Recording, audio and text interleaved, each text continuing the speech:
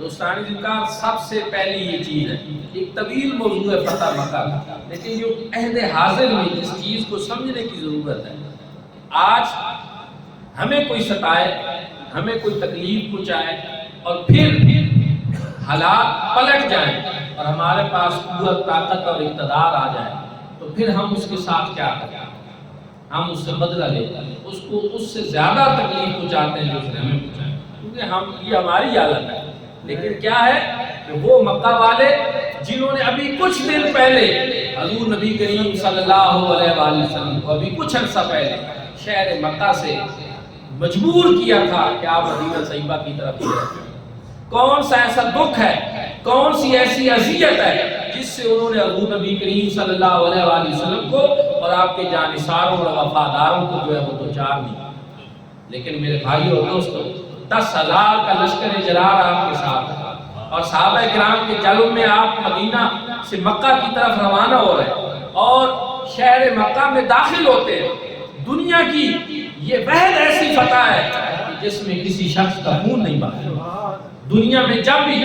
دنیا کے فاتح شہروں میں داخل ہوتے تھے تو آپ تاریخ پڑھیں، لوگوں کے سروں کو کچل دیا جاتا، کھوپڑیوں سے مینار لوگ بناتے تھے، کھوپڑیوں سے پیالے بنا کر ان میں مشروب پیتے تھے۔ یہ تاریخ ہے انسانیت کی، لیکن مصطفیٰ کریم صلی اللہ علیہ وآلہ وسلم نے جب بدترین دشمن آپ کی تلوار کی زد میں تھے اور آپ کے سامنے تھے اور پوری طرح آپ کو ان پہ گرفت تھی کہ آپ جس طرح چاہتے ان کے ساتھ سلوک کر سکتے تھے، لیکن فرمایا آج میں تمہیں وہ کہوں گا جو جناب یوسف علیہ السلام نے اپنے بھائیوں کو کہا۔ انہوں نے کہا تھا لا تثریب علیکم، آج تمہارے اوپر کوئی گرفت نہیں ہے، اذهبوا وانتم طلقاء، جاؤ آج تم سب آزاد۔ تو میرے بھائیوں اور دوستو، یہ حضور نبی کریم صلی اللہ علیہ وآلہ وسلم کی شان رحمت للعالمین، یہ ہمارے پیغمبر اعظم کا ہمارے سامنے اسوہ ہے کہ بدترین دشمنوں کو بھی جب ان پہ گرفت حاصل ہو چکی ہو اس وقت بھی ان کو معاف کریں اور ان کو چھوڑ دیں۔ اور دوستو اور بھائیوں، پھر وہ اللہ کا گھر، خاص بات یہ ہے وہ اللہ کا گھر جب فتح ہوا،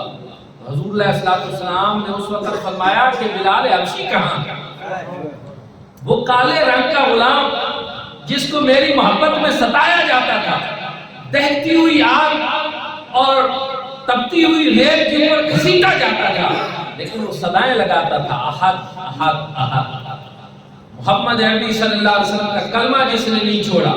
فرمایا آج اس کالے حبشی بلال کو بلاؤ، اور پھر فرمایا آج تم اس بیت اللہ کی چھت کے اوپر چڑھ، اللہ کے اس گھر کے اوپر، اور ساری دنیا کے لوگ آج یہ دیکھیں کہ تیرا مقام اور مرتبہ کیا ہے۔ ہماری محبت میں ستایا تڑپتا رہا حضرت بلال حبشی۔ اس وقت حشام بن حارث، ابو سفیان اور کئی سرداروں نے آپس میں یہ بات کی کہ یار یہ آج تو کم از کم ایسا نہ ہوتا، کسی اور کو جو ہے اس سے اذان دلوا دی جاتی، لیکن یہ میرے کریم آقا کی شان لطفالی۔ حضور علیہ السلام نے یہ پیغام دیا کہ رنگ و نسل کے سارے امتیازات آج ختم ہو چکے اور ہر قسم کے نسلی لسانی امتیازات کا خاتمہ ہو گیا، اور آج کسی گورے کو کالے پر، کسی کالے کو گورے پر کوئی فضیلت نہیں۔ حضرت بلال حبشی سے یہ اذان دلوا کر یہ پیغام دیا ہوا تو دوستانی ذکر، لیکن آج بدقسمتی سے آج بھی ہم صوبائی، علاقانی، لسانی تعصبات میں جکڑے ہوئے، آج بھی جہالت کی وہ باتیں ہمارے اندر لوٹ آتی ہیں، حالانکہ اسلام میں ان چیزوں کی کوئی